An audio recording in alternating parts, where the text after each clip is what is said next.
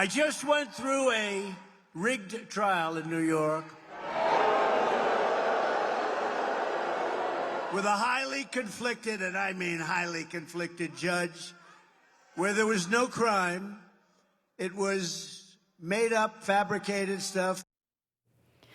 That message comes as Trump's longtime ally, Steve Bannon, has now been ordered to report to prison by July 1st after being found guilty of contempt for refusing to appear before a congressional committee. Now, that date is important because it puts Bannon behind bars at the same time that his old boss, Trump, will learn of his sentence on July 11th. But Bannon making it clear that prison will not deter him or Trump. I want to say something specifically about the Justice Department. Merrick Garland, Lisa Monaco, the entire Justice Department. They're not going to shut up Trump. They're not going to shut up Navarro. They're not going to shut up Bannon. And they're certainly not going to shut up MAGA. And Bannon will join a long list of Trump allies who have served time, including Peter Navarro, who Bannon mentioned there. He's currently serving a 4-month sentence.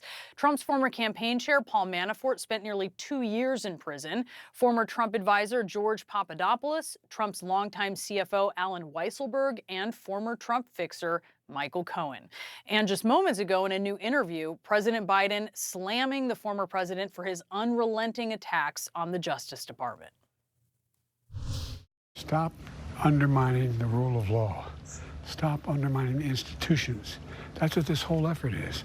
All the MAGA Republicans are coming out saying this was a fix. This was a jury that this was a judge that set up to get Trump. There's no evidence of any of that. None. He's trying to undermine it. Look, he got a fair trial. The jury spoke like they speak in all cases, and it should be respected. Kristen Holmes is out front live in Phoenix, where Trump just spoke, and Sarah Murray is live in Washington covering Bannon's case. Let's start with Kristen. So, Kristen, this is Trump's first big campaign event since his conviction. How did he handle that, considering he is still under a gag order?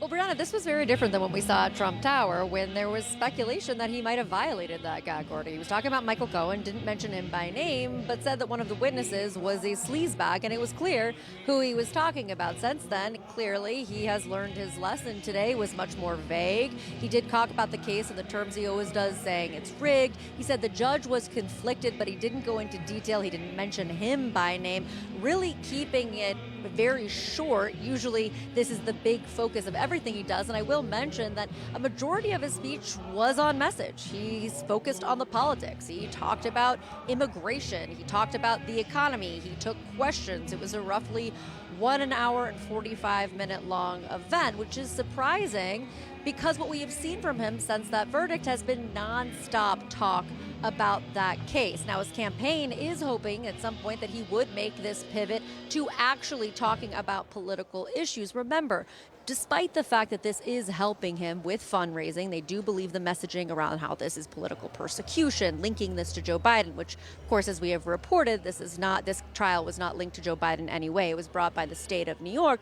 has helped him with those fundraising numbers. There are still some questions about what this means for him politically, so they'd rather him not focus only on the trial, but also bring up those issues like immigration, like the economy, like crime. Now, at that event center tonight, there were thousands of people, many of them waiting outside in 112-degree heat. I will note that according to the fire department here, they did have to transport about 11 people because of heat exhaustion, people waiting outside to see the former president. Brianna? Wow, 11 people. That is a lot. Kristen Holmes, thank you for that report. I want to turn now to this news about Steve Bannon. We have Sarah Murray out front in Washington. Sarah, I know you spoke with Bannon's attorney. They weren't actually expecting this result.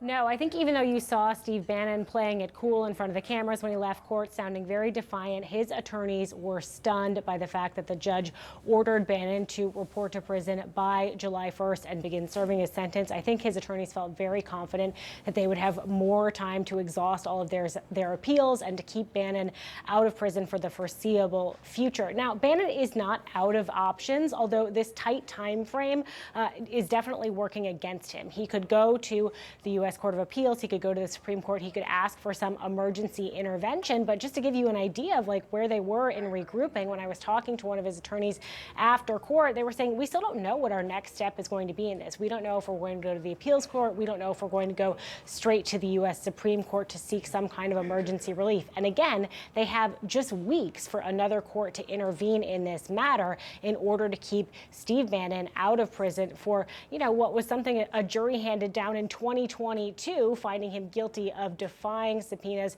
from the January 6th committee for both testimony as well as for documents, Brianna.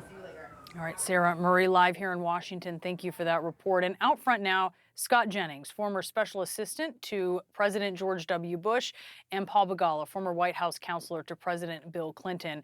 Scott, we're watching Trump back on the campaign trail. He started off the night by railing against his judgment in New York. He called the trial rigged. He also, though, spent a lot of time on policy, the border, the economy, and so forth. I wonder, do you think the rigged claims fly with voters? Or is this just kind of emotional indulgence on his part? I think they certainly fly with the people who show up at those rallies, and that's why he's doing it. I mean, the polling is pretty clear that most people thought the trial was fair and also politically motivated, and that the jury probably got it right. I mean, it was some mixed messages. Coming out of the whole thing, though, how he's going to win the race is where he shifted gears to, and that's that people want to fire Joe Biden for a few reasons. One is the economy, two is immigration, and three is they don't think he's up to a second term. So you can fire up your base with the early stuff that he talked about today, but the real bread and butter of this campaign is on the policy you mentioned, and he did hit those notes tonight. Yeah, Paul, what do you think? I mean, he was there in a border state talking about border policy. Yeah, I think Scott's exactly right. I mean, I'm glad he's not working for Donald Trump. I'm glad he's working for CNN because, and Kristen's report is really interesting to me, and I'm sure it is to Scott, because this is the tension, right? When Trump talks about all this, all his own grudges, his own grievance, his own vendettas, his own vengeance, it riles up people he's already got, but it alienates the people he needs. I mean, Scott's exactly right. Trump is running as a president with a low approval rating and a high cost of living. And yet Biden is now inching ahead of Trump. It's a dead heat race, but because perhaps of the trial in New York, Biden's inching ahead. So this tension, I'm betting that Trump cannot keep the focus off of himself. I may be unfair because I don't much like the guy, but he seems somewhat self-absorbed to me. And Biden's message needs to be, and he's been on this some, he was not on it in that clip you showed us, but it needs to be, Trump's in it for himself, I'm in it for you. That's very different than saying he's a crook, he's a crook, he's a crook, which he is. But instead, Biden needs to say, and the Democrats all need to say, I'm in this for you, for your health care, your child care, your right to choose. I'm in it for you. He's in it for himself. That's the message that wins for the Democrats. And Scott, Steve Bannon, it appears surprised that he is on this timeline to have to report for prison on July 1st. Today, Trump called Bannon's jail term a, quote, total and complete American tragedy. I will say you heard me with that list. I guess it's one in a series of tragedies because there are so many Trump allies who have gone to prison at this point. Does that give Republicans pause when they consider working for the Trump campaign or a prospective second term? Well, it shouldn't, because ultimately you're responsible for your own behavior. In the case of Bannon, he defied a congressional subpoena. He put forward a bogus defense of executive privilege, which did not apply to him. He worked its way through the court, and now he's going to jail. I mean, he should not be surprised by the outcome here because the defense he put up for defying the subpoena was invalid. So my advice to anybody going to work here for Trump, either on the campaign or in the White House, or for Biden on the campaign or in the White House, is that you and you alone are responsible for your own actions, and you alone know the difference between right and wrong, and you should act accordingly. And if you do, you'll be just fine. Paul, what do Democrats do when it seems many Americans, and I know there's certainly a question about if enough care, but many of them, they just don't seem to care that Trump is a felon? Right. And I think that's why the Democrats have to make this about your life, not Donald Trump's. I mean, it's always, I was politically raised by Bill Clinton. He would always say, elections are about the voters' lives, not ours. And the Democrats need to take this to that message of we're here for you. Look, Donald Trump, I don't care if he was in bed with Stormy Daniels, okay? He was in bed with big oil. There's been reporting that he met with all the big oil executives, asked them for $1 billion, and told them in exchange for that, he'd waive all of our environmental laws for them. Now, that's something that affects you and me. So I'm not very interested in Mr. Trump's personal problems. I'm interested in the lives and families of the American people.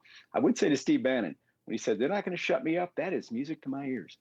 I don't want to shut up Steve Bannon. I don't want to shut up Donald Trump. They're the best asset the Democrats have, because the more they talk about this nutty conspiracy stuff, which raises them money and riles up their base, it alienates those voters who voted for Nikki Haley, who 20% of Republicans consistently are protest votes against Trump.